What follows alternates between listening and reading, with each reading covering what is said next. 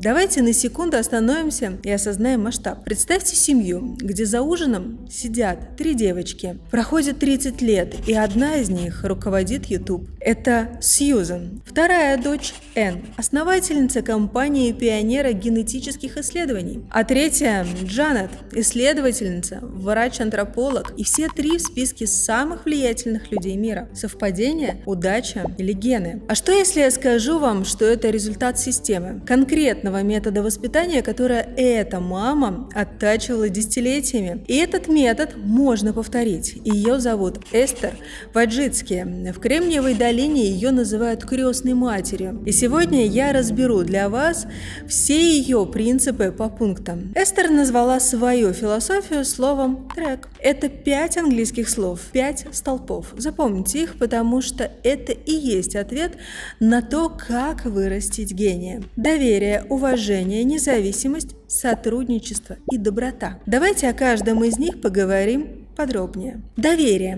Эстер говорит неприятную правду. Большинство из нас выросли в системе, где детям не доверяли. А знаете, что происходит, когда тебе с детства не доверяют? Ты перестаешь со временем доверять самому себе. И всю оставшуюся жизнь ты ищешь одобрения снаружи, от начальника, от соседей, от родственников. И если ты этого одобрения не получаешь, ты чувствуешь себя буквально раздавленным. А теперь представьте обратное. Ребенок, которому доверяют. Он думает: я справлюсь, я могу положиться на свою интуицию. Именно из этой атмосферы и родились Gmail и Google Maps. Через знаменитое правило 20%, когда сотруднику разрешают 1/5 часть своего рабочего времени заниматься чем угодно. Доверие рождает смелость, смелость рождает эксперименты, эксперименты рождают гениальные идеи. Следующее – это уважение. Здесь важно уважать автономию и мнение другого человека. В такой атмосфере люди не боятся высказывать нестандартные мысли, потому что у них нет страха быть высмеянными. Ваджицки практиковала это и в классе. Она раздавала своим ученикам анонимные анкеты, чтобы они могли честно сказать, что им на уроках нравится, а что нет в ее преподавании, и на основе обратной связи меняла свой подход. Третье – это независимость. Суть в том, чтобы давать человеку пространство для самостоятельных действий. Когда у ребенка есть возможность самому исследовать интересы, принимать решения и нести за них ответственность, он развивает креативность и умение находить нестандартные решения. Эстер не решала все за детей, а давала им возможность самим разбираться во всех ситуациях. Следующее – это сотрудничество. Эстер подчеркивает, когда разные умы объединяются, результат получается гораздо лучше, чем если бы человек работал в одиночку. Важно не диктовать решения, а вовлекать в диалог, обсуждать варианты и совместно искать выход. Она приводила такой пример. Когда ученики сами предлагали правила для класса, они гораздо охотнее их соблюдали. Этот принцип применим и в работе с командами. И, наконец, доброта. Это не просто вежливость, это искренняя эмпатия, поддержка и забота. Эстер расширяла понятие. Доброта должна быть направлена не только на близких, но и на мир в целом. Она советовала включать в жизнь семьи волонтерство или социальную активность. Так ребенок с детства понимает, что есть люди, которым нужна помощь. В коллективе культура доброты помогает строить доверие и уважение, но это только фундамент. Дальше конкретные принципы. И вот здесь начинается самое интересное. Принцип номер 1 Эстер Ваджицки. Ошибка – это не приговор, это часть процесса. Вот главное открытие Эстер. Своим дочерям она с самого детства говорила одну фразу: «Не получилось?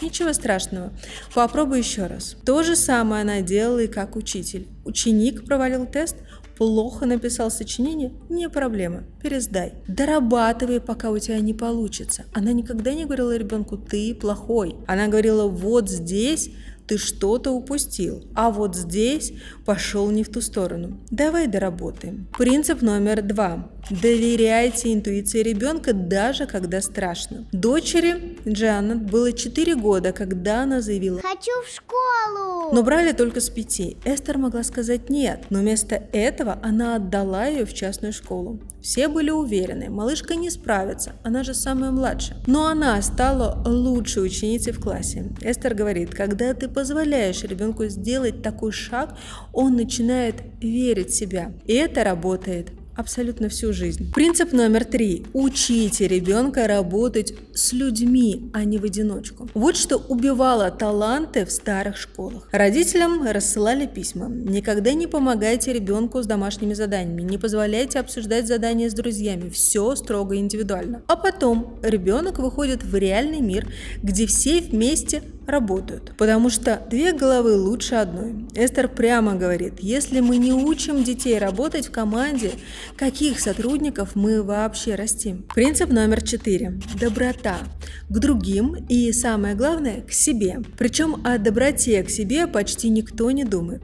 Нас воспитывали так, что наша первая реакция абсолютно на любую неудачу – обвинить себя. Учитель спрашивает, почему ты не придумал лучше? Ребенок усваивает, со мной что-то не так. А в следующий раз он просто побоится пробовать. Побоится сделать следующий шаг, потому что буквально ждет провала. И вот ее слова, которые стоит записать и повесить на видное место или на холодильник. Взрослого человека можно научить чему угодно, алгебре, истории, языкам, но нельзя научить его верить в себя, если этого не заложили в детстве. Характер изменить почти невозможно. Именно поэтому Эстер, простая учительница, могла преподавать любой предмет. В основе всегда лежит одна идея – этому можно научиться. Неважно, сколько тебе лет и в каком ты классе, лучшая школа не та, где дают академические трюки и знания, а та, где ребенок учится верить в себя. Но что если вы тот самый взрослый, который во всем винит себя? Что тогда делать вам? Эстер уверена, себя можно переизобрести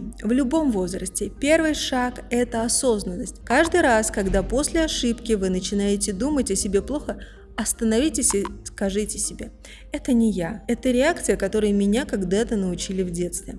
А потом скажите себе другое, я буду доверять себе. Даже если я здесь ошибусь или еще вот тут и вот тут, я рано или поздно скажу себе спасибо и отдам должное за то, что я попробовала. Просто будьте добрее к себе, потому что это и правда невозможно принимать хорошие, идеальные решения, когда ты в ужасе от одной мысли об ошибке. И вот финальные слова Эстер. Для каждого родителя перестаньте тревожиться.